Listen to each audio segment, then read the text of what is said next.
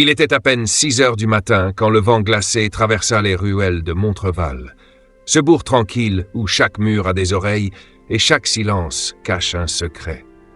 Dans le couloir austère du tribunal communal, Étienne Morin, greffier réputé pour sa poigne de fer et sa langue vipérine, arpentait les dalles, costume impeccable et œil hautain.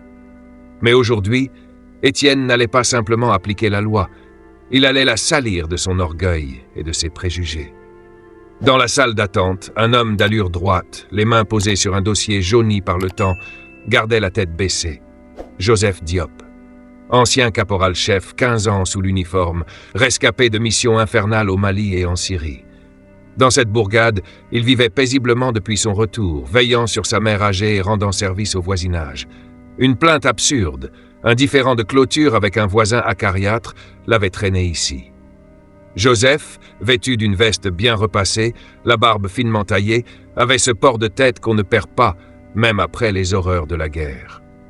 Étienne, lui, ne vit qu'une cible. Un homme noir, étranger à ses yeux, une tache dans son tribunal. Le greffier s'approcha, sourire fielleux au coin des lèvres. « Monsieur Diop », murmura-t-il en feignant la cordialité, avant de désigner d'un geste dédaigneux la chevelure soigneusement entretenue de Joseph. « Il va falloir corriger ça.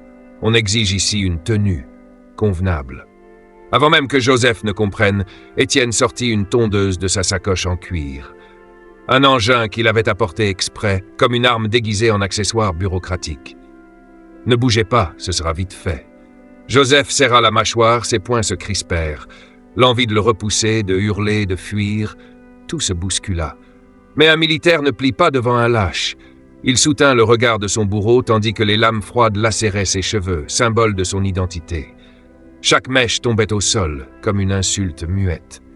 Quand Étienne recula, satisfait, il lâcha, théâtral. « Voilà, maintenant, vous ressemblez à quelque chose d'acceptable. » Joseph se leva, ajusta calmement ses papiers et sans un mot retourna s'asseoir.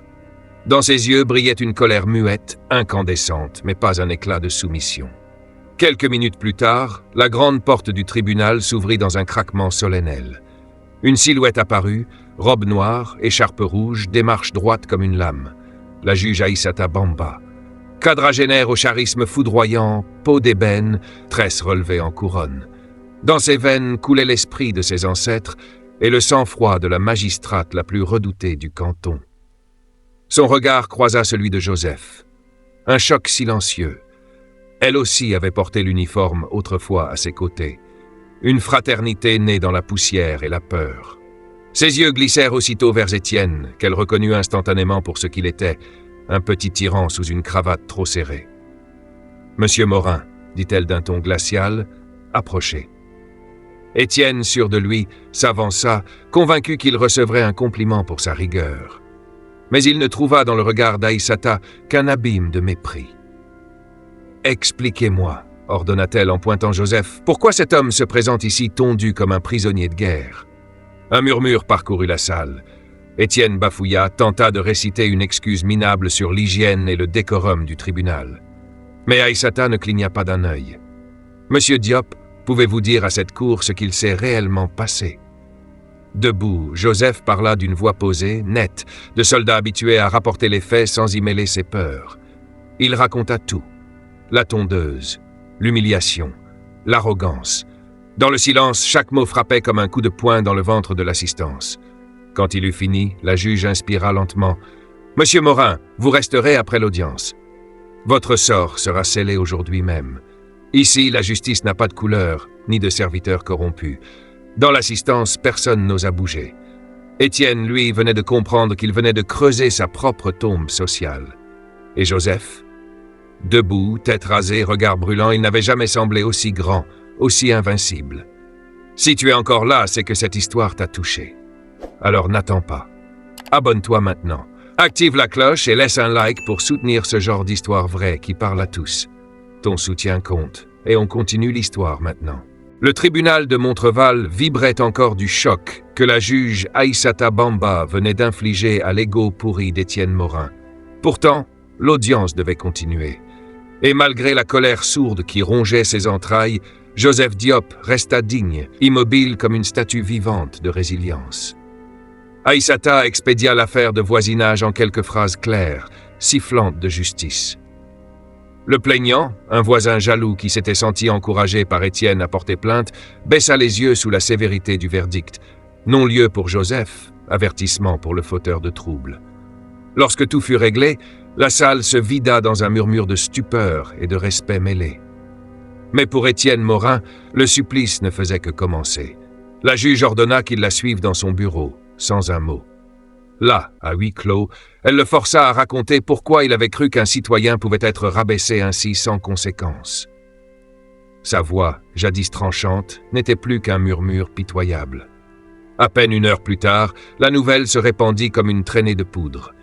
Étienne Morin, greffier intouchable, venait d'être suspendu. Une enquête disciplinaire lancée pour abus de pouvoir et discrimination. Dans les couloirs, on ne chuchotait plus son nom avec crainte, mais avec mépris. Joseph, lui, sortit du tribunal tête nue, le crâne encore sensible au vent de juin. Mais ce vent ne portait plus le poids de l'humiliation. Il était devenu un souffle de liberté. Devant le perron, Aïssata le rejoignit. Sans robe, sans titre, juste une femme face à un frère d'armes. « Joseph » souffla-t-elle, les yeux humides, « pardon pour cette honte infligée dans ma maison de justice. » Il esquissa un sourire, une fissure de lumière dans la dureté de son regard. Ne t'excuse jamais pour ce que d'autres font par lâcheté. Aujourd'hui, tu m'as rendu plus qu'un procès, tu m'as rendu mon honneur. Un silence lourd mais paisible s'installa entre eux. 2 soldats debout dans un monde qui change trop lentement, mais qui change quand même quand des justes se lèvent. Les semaines passèrent. Joseph reprit ses habitudes, ses voisins l'arrêtèrent pour lui serrer la main. Certains eurent même honte d'avoir cru au ragot. Dans le village, son histoire devint celle que l'on raconte pour rappeler que l'honneur ne s'arrache pas à coups de tondeuse ni de crachats derrière un bureau. Quant à Aïssata, elle fit bien plus que rétablir une vérité. Elle lança une réforme interne pour protéger chaque citoyen de Montreval contre les abus du pouvoir, quels qu'ils soient. Le nom d'Étienne Morin devint un avertissement. Ici, la dignité ne se piétine plus impunément. Un matin, Joseph passa devant le tribunal, cheveux à nouveau courts, mais taillés avec soin, comme un étendard. Il leva les yeux vers la grande porte, sourit et poursuivit son chemin, la tête haute, invincible. Si tu as ressenti chaque mot de cette histoire, abonne-toi, active la cloche et partage cette vidéo. Ensemble, faisons résonner ces récits qui rappellent que la justice et la dignité appartiennent à chacun de nous. Merci pour ton soutien et à très vite pour la prochaine histoire.